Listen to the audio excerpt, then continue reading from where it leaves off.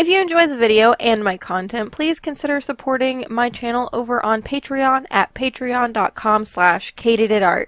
Thanks so much! So I received a rather large package in the mail recently, and I thought that it would be pretty cool to open it up and share it with you. Hello, my adorable squidlings. It is Katie here, and today I'm going to be opening up this box from, and I hope I don't butcher their name, MEGEH? I don't know. Anyway, they were kind enough to send me this, and it's not a surprise. I already know what it is. But it comes in this really nice box, which I thought was pretty professional. And when you open it up, this box is actually very humongous. So I'm just going to take this stuff out and show it to you as we go. So the first thing in the box is a set of My Lights Are Glaring This, 24 dual tip real watercolor brush pens plus a free water brush inside. There's 24 of them, and they seem to have a pretty okay color range. We'll see how it goes whenever, you know, we start working with it. And then also in the box we've got 2 packs of 20 sheets each, watercolor paper. That is it for what is in the box.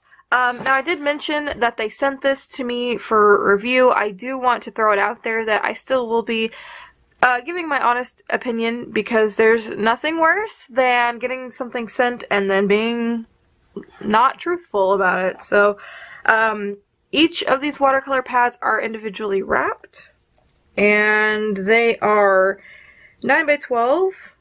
Don't think they say anything about weight or what type they are, but all they say is that they're heavyweight paper, excellent for a variety of watercolor techniques and mixed media use.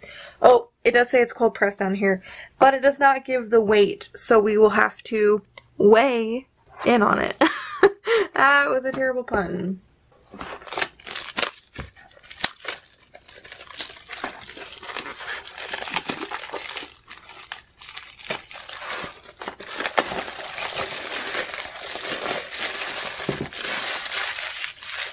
I also really like this art on the front.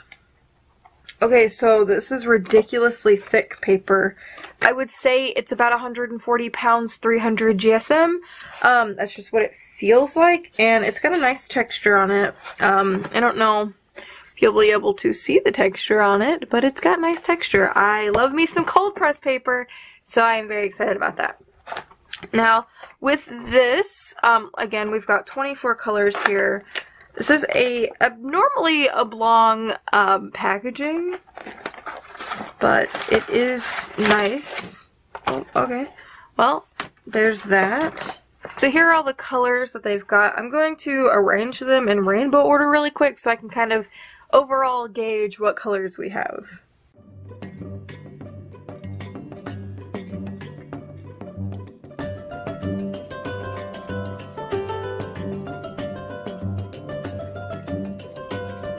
Alright, so we've got them in rainbow color, and we've got a pretty decent mix of colors. We've got a lot of pinky purples and a lot of grays. You know, we've only got a couple of colors in like the yellow range, but overall it's a nice looking set. Now, I haven't swatched them out or anything, so I have no idea how they're going to fit with like how they compare to their cap color and all that stuff, which is what we'll be doing now. However, I do want to take a look at an actual marker because I've not really looked at them. So on the barrel, they've got printed out the company name, watercolor markers. They are non-toxic.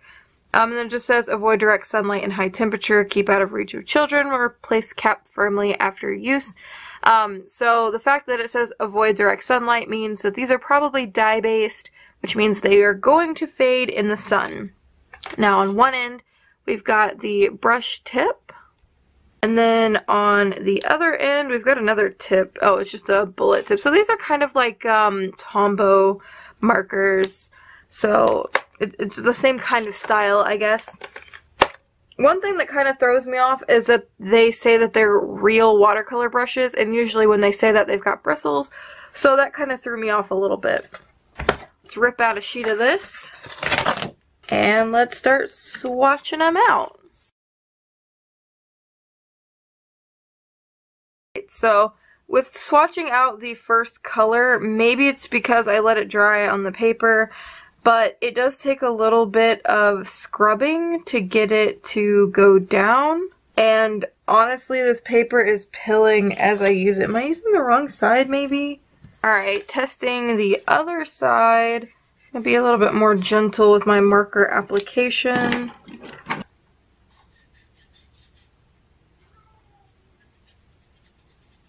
Okay, this side's even worse. Alright, so, well, with this paper you will want to be particular on which side that you use. Make sure you use the more textured side. Alright, that was rather disappointing. This side definitely pills a lot less than the other side, so we're just going to continue on using, you know, this side. They also have a water brush that is included with this, and it's actually pretty nice. But yeah, we're going to continue on swatching these out.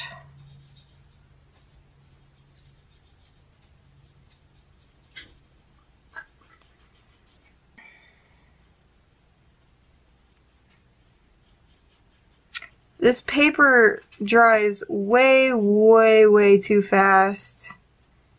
It's not properly sized for watercolor. Why don't we look at it from a different perspective? Well, we can look at the flexibility of the nib. I mean, it's got pretty good brush control. This would be really great for calligraphy. Let's continue swatching out these colors. Alright, Katie from the future here. I do have a little bit of an update to give you guys. So during this part of the video, I had realized how much I really didn't care too much for the paper, and it had pilled a lot, as you might have already seen. So instead of just kind of coming out here and bashing their product, I went ahead and messaged the people who had really generously supplied this for me. And just kind of told them that I really liked the markers, but the paper just was absorbing way too quickly and you couldn't get any watercolor effects on it. And they said that they're going to improve the quality of the paper and make it so it's not going to absorb as quickly. So I just kind of wanted to pop in here and be like, this part I literally just, everything I had to say wasn't very great, but I want to just let you know that they're fixing the problem, and honestly that's a sign of a great company, a company that'll take feedback and improve their product, so I really appreciate that. You know what? Another thing we're going to test before I do anything else is these markers, but on a different paper. So let me grab another paper really quick. Alright, we've got a new paper.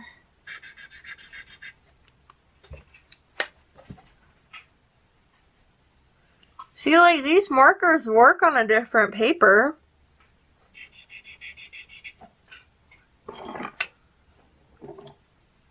Yeah, like, even this one wouldn't dissolve on the paper that they gave, but it's doing really beautifully on this one, so it's not the marker's fault that they couldn't work. Actually, these markers are really lovely, and they've got absolutely great color to them.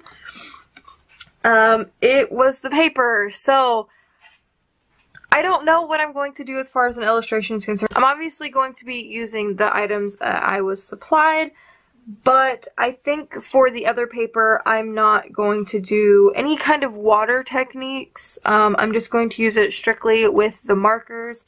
Alright, this part's been really long and I feel really bad, and I literally gave you all my opinions before the illustrations even started, so I'm just gonna do a really quick little doodle, and yeah, because you pretty much already know how I feel.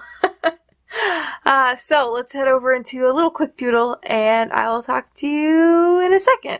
I do want to throw in here too that if you use the code MEGEH10, I'll put it on screen, you can get 10% off your order until 6/30, which is June 30th, 2019. And I will have links supplied below to where you can go purchase this set if you really want to. Now we're on to the illustration, and I am using these markers just to color in the sketch that I had sketched out, and I am not using any kind of water effects, so any blending that will be done in the piece is done just with the markers themselves. And I have to say, out of this whole set, the markers are definitely my favorite. They may apply patchy, but if you apply them slow enough, they will actually just kind of blend into each other and you won't really have a patchiness. I did end up getting patchiness on like her neck and shoulders, but that was my fault. It was just because I was going way too quickly. Her face had started out patchy, but as it dried, it definitely took on a more blended look, which was really nice. These actually layer really well together too, and I think on the right kind of watercolor paper these would have worked really well. There was a lot of pilling because I was using the paper that was supplied. However, like I said, these markers are really bright and vibrant and they work really well and they don't feel very dry. Aside from the one I had gotten that felt really dry, these actually work really well and they blend really well together, which is nice. I was using pinks and purples and they did a really great job blending into one another and just layering up, and I really like them. I think my biggest critique for myself in this piece is that instead of using the black marker that came in this, I should have used a fine liner to outline her eyes. It was just a bad idea and it ended up bleeding a little bit. It's another thing you'll want to keep in mind. You really want this to be dry before you go in with other layers because they will start to kind of mix and mingle with each other. So that is one thing you'll definitely want to keep in mind. I do really think this illustration, for what it is, came out, you know, pretty okay. It was just a really simple doodle and just kind of Valentine's-y themed. You know, nothing really special, just fun. And of course I have to use my Uniball Signo pen with these to get some detail. I really think it always ties a piece in really well. I do want to note that with thick applications of these markers, a Uniball Signo pen will kind of fade into it, so you'll want to layer it up quite a bit before you'll get the white effect that you're wanting. But like on the face and the lips and stuff, I never really had a problem. So it was just the thick applications of markers like in the eyes because I had used a lot of layers for that.